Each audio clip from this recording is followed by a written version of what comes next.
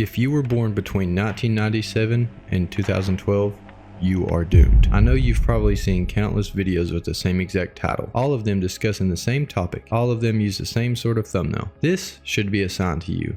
What's causing these people to make these videos? Who are the people making these videos? Is Gen Z actually doomed? These are all questions you should be asking yourself. I'm not trying to reinforce ideas of a dystopian future or fearmonger everyone. I'm not trying to scare you or anyone else from our generation into making bad decisions or to just quit your job. I'm not saying that. I'm just being realistic. I'm just being honest. That's what you're here for. You clicked on this video to get an honest take on an already heavily discussed topic. So let's discuss it. What's causing people to make these videos? If we use pattern recognition, we can see that this trend has been more of a recent occurrence. If we use Google Trends, we can see that since 2004, just the phrase Gen Z is doomed has peaked a couple of times. If we look at the timeline of recent events and compare it to the Google Trends timeline, we can obviously see what is causing these searches. The amount of frustration that you and I feel on a daily basis has been caused by forces that are out of our control. The best part is, a lot of it has to do with those who came before us. The decisions that were made by our predecessors led us down the path of suffering that we are on today. We are looked at as prey for an ever-evolving economy. Just take a look at online services like Amazon and Walmart. They offer financing options for literally everything. This is because it is expected that our generation and those who come after us are to not own anything. Everything is to be financed, which causes more debt for us, but more money for those before us. How perfect is it that in one of the worst economies in modern history, we just so happen to have a way to finance power tools or a baby car seat? As a father, it has frustrated me that I have to think about how my children's futures are going to be somehow worse than mine. I can do everything in my power to make sure they are set up for life, but the world could literally shift and change in the matter of a year. Just look at the pandemic years. In the span of 2 to 3 years, the world completely changed its day-to-day operations. Everything was pushed to be more online oriented and less in-person communication. Look at the rise of mobile fast food apps. A lot of them were launched in the mid to late 2010s, but the popularity of them skyrocketed around the pandemic era with stuff like the McDonald's mobile app, DoorDash, Grubhub, Uber Eats, all of that. It skyrocketed during the pandemic. I know this sounds obvious, but think about it like this. Maybe they weren't making it easier for you to order food or order groceries. Maybe they were making it easier for you to spend money. I know, capitalism, consumerism, the whole 9 yards. That's not what I'm saying though. Gen Z has been set up for failure time and time again. Every decision that has been made for our generation has not been made by our generation. We are looked at as an infinite money glitch for any of you gamers out there. We were set up by those before us to inherently spend more money by giving us easier ways to spend said money. This has purposefully prevented us from being able to save money and put said money towards a goal. Oh, you want to buy a house? Sorry, that's been reserved for the people before you. And BlackRock. Oh, who is BlackRock owned and operated by? Definitely not someone from Gen Z. What do you mean the people before you already own 15 homes and are renting them out and they shouldn't need another? They gotta make money, bro. Besides, what's $20 more on a cheeseburger? Just grab one. You only live once. Who are the people making these videos? I can't be 100% sure, mainly out of respect for online privacy to the people making the videos, but based on their voice and dialect, I would say that almost, if not all of them, are Gen Z or Gen Z adjacent. What I mean by Gen Z adjacent is people that were born just outside of the window, like 1995 and up. While these people technically would be late millennials, a lot of their frustration seems to be similar to that of ours. The people making these videos are frustrated. This generation is frustrated. We are fed up. We are tired of being lied to and manipulated by the same system we were promised would allow us to flourish. Everything is a game and we are mere pieces in said game. We feel as if we have no say-so or ability to make a change based off of the convoluted and destructive world that we were given. Everything that has led up to this point has been caused by the decisions of those before us. Yet, it is blamed on us. Just think, most of Gen Z isn't even old enough to qualify to be in a position of power. Hell, just to be president, you have to be at least 35 years old. When's the last time we even had one that was that young? Oh, that's right. So, to oppose the beliefs of those before and try to start a change, you get your head blown off. Doesn't that sound about right? And who are going to be the ones to oppose and challenge the beliefs of those that came before them? Young people, the younger generations. This is exactly what Kennedy did, and they made him pay. I know Kennedy wasn't the youngest president in the history of the United States, but he was one of the youngest.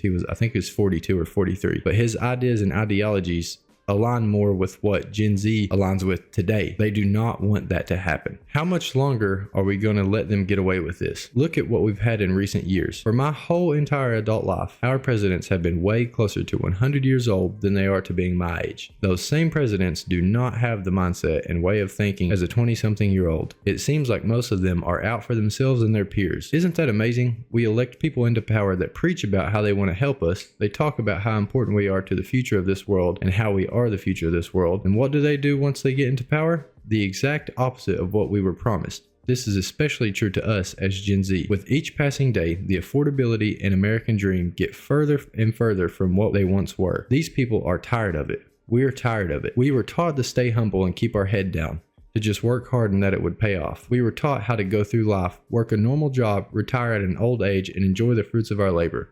Well, in case you haven't noticed yet, that's not the case anymore. This is not possible for our age, and it's mainly because of those who came before us. A lot of people like to say that there are two types of Gen Z, those who were born from 1997 to 2004, and those who were born from 2005 to 2012. The first group have now entered the workforce and are completely functioning adults. They were brought up in a time when the world was trying to figure out how to make a dollar. Your parents worked hard to provide for you. This group is closer to that of the late millennials than it is to the second group of Gen Z. This group was conscious and aware before the rise of technology, gaining them the ability to form their own opinions on the world and how it operates. The second group is either still not in the workforce or they are just barely entering it. My little brother was born right at the beginning of this group. Some people like to say this group is lazy and that they expect everything to just come to them. I don't think that. If we look at the recent history, with the pandemic closing schools while this group was enrolled and the rise of AI, we can see that the ability to build a foundation of education was just not the same as the first group of Gen Z. For the second group, everything went online for a couple of years. They didn't have the in-person communication during high school to help them learn. They were provided with AI and its ability to problem solve faster than any human before. This ripped the foundational learning right out of their hands, without them even knowing. They just saw an easier way out, using tools to get to the end in a more efficient and faster manner. But what happens when those tools are ripped from you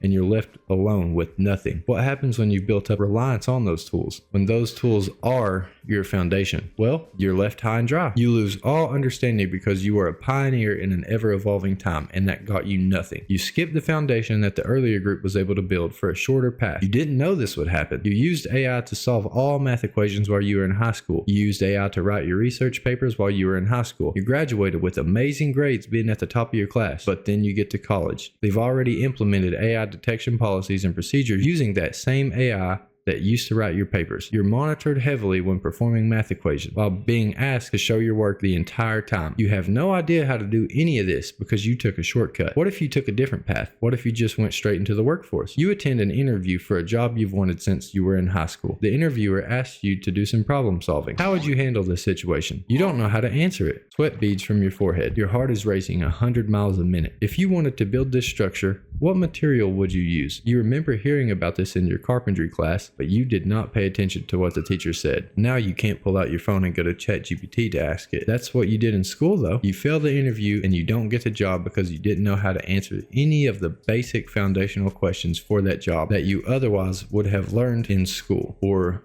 a trade. Is Gen Z actually doomed? Our futures are not even in the same realm as our parents. What they had at the same age as us is just not possible anymore. Most of our older family members were able to buy a house, have a couple of cars, and support their families for a fraction of what is expected and average today. You didn't have to make over $100,000 a year just to afford to feed your family. It was possible to get by with the father working a single job, the mother staying home to take care of the children, with the ability to take a vacation every year to somewhere nice. Now, I'm not talking politically with the mother staying at home and the father working. I'm just saying that as it was a societal norm for the time. Nowadays, you have both parents working, sometimes with just one of them working to afford childcare while the other is working to pay the bills. This has become the new normal. The average price of rent in America is $1,750. Just from 2010, this is up from $900. That's a 94% increase, nearly doubling in just 16 years. The average house price in America today is anywhere between $400,000 to $436,000. Isn't that amazing? Another cool thing that was done for younger Americans is the low down payment home loans. A lot of places offer home loans for 0% down. These loans often come with higher interest rates and longer lock-in terms. I know this might be an extreme example, but let's do some math real quick. If we purchase a home for $436,000, which is the average home price, with a down payment of 0% at a 7% interest rate, because that's what most of these loans are charging, you're looking at paying $3,457 a month. Now, how much would you actually need to make to be able to afford this? If we go off of the basic housing cost is no more than 30% of your monthly income, we can calculate that you would need around $11,523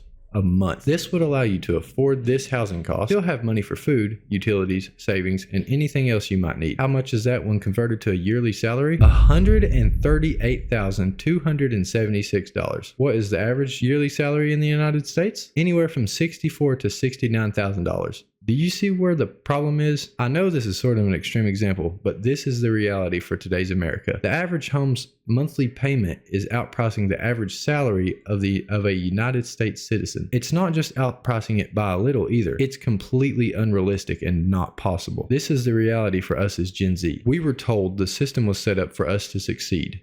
However, that same system is destroying us. It was set up for those before us to succeed. They have built wealth off of us, destroying our futures and ability to own anything. Gen Z is doomed to never own anything.